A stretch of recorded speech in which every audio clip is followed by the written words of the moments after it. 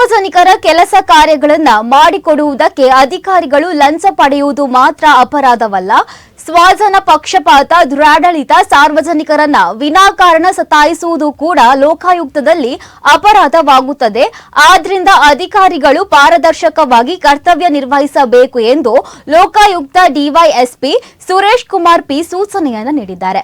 ಅವರು ಕಡಬ ತಾಲೂಕು ಕಚೇರಿ ಸಭಾಂಗಣದಲ್ಲಿ ಮಂಗಳೂರು ಲೋಕಾಯುಕ್ತ ಅಧಿಕಾರಿಗಳಿಂದ ನಡೆದ ಸಾರ್ವಜನಿಕ ಜನಸಂಪರ್ಕ ಸಭೆಯಲ್ಲಿ ಸಾರ್ವಜನಿಕರಿಂದ ಅರ್ಜಿಗಳನ್ನು ಸ್ವೀಕರಿಸಿ ಮಾತನಾಡಿದರು.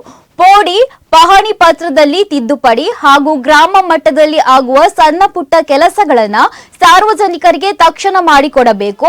ಗ್ರಾಮ ಮಟ್ಟದಲ್ಲಿ ಆಗುವ ಕೆಲಸ ಕಾರ್ಯಗಳನ್ನು ತಾಲೂಕು ಕಚೇರಿ ತನಕ ತರಬಾರದು. ಈ ನಿಟ್ಟಿನಲ್ಲಿ ಅಧಿಕಾರಿಗಳು 15 ತಿಂಗಳಿಗೊಮ್ಮೆ ಸಭೆ ನಡೆಸಿ ಅರ್ಜಿಗಳ ವಿಲೇವಾರಿ ಕ್ರಮ ಕೈಗೊಳ್ಳಬೇಕು. ಎಲ್ಲ ಇಲಾಖಾಧಿಕಾರಿಗಳು ತಮ್ಮ ಇಲಾಖೆಯ ಅರ್ಜಿಗಳನ್ನ ಶೀಘ್ರ ವಿಲೇವಾರಿ ಮಾಡಲು ಮುಂದಾಗಬೇಕು ಎಂದರು.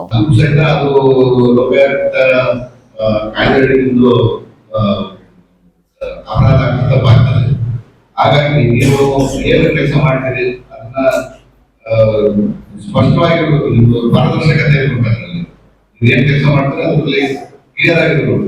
ನೋಡಿ, ಅವರು 5-6 ಕಂಪ್ಲೇಂಟ್ ಹೇಳಿದ್ರು. ಅದು ಬಹಳ ಸಣ್ಣ ಕಂಪ್ಲೇಂಟ್. ಅದನ್ನ ನಾವು ಅಲ್ಲೇ ಅವ್ರಿಗೆ ಕ್ಲಾರಿಫೈ ಮಾಡುವಾಗ ಗ್ರಾಮ ಪಂಚಾಯತಿ ಮಾಡ್ತಾರೆ, ಪ್ರತಿ ತಿಂಗಳು ಸಭೆಗಳಾಗ್ತದೆ, ವಾರ್ಡ್ ಮಟ್ಟದಲ್ಲಿ ಸಭೆಗಳಾಗ್ತದೆ. ಅಲ್ಲೇ ನೀವು ಅವರಿಗೆ ಮನವರಿಕೆ ಮಾಡಲ್ಲ, ಅವ್ರಿಗೆ ಇಲ್ಲಿ ತನಕ ಬರೋಂಥ ಅವಶ್ಯಕತೆ ಇರುವುದಿಲ್ಲ. ಈ ತರ ಒಂದು ಸಣ್ಣ ವಿಚಾರಗಳ ಬಗ್ಗೆ ನೀವು ದಯವಿಟ್ಟು ಗಮನ ಹರಿಸಬೇಕು. ಈ ಒಂದು ಸಭೆ ಒಂದು ಉದ್ದೇಶ ಈಡೇರಬೇಕಂದ್ರೆ ಎಲ್ಲರೂ ಎಲ್ಲ ಅಧಿಕಾರಿಗಳು ಸಹಕಾರ ಮಾಡಬೇಕು.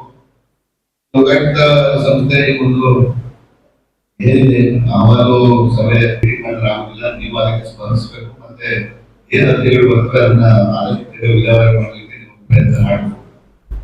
ಮತ್ತೆ ನಿಮ್ಮ ಆಫೀಸ್ ಬಿಲ್ಡಿಂಗ್ಸ್ ನಿಮ್ಮ ಏನ್ ಕಚೇರಿ ಹೊರಗಡೆ ಇರ್ಬೋದು ಒಳಗಡೆ ಇರ್ಬೋದು ಸ್ವಲ್ಪ ಸ್ವಚ್ಛತೆಯನ್ನ ಕಾಪಾಡ್ಬೋದು. ನಾವು ಇಷ್ಟು ದೊಡ್ಡ ಬಿಲ್ಡಿಂಗ್ ಮಾಡಿದೀವಿ ನಮ್ಮ ತಾಲೂಕು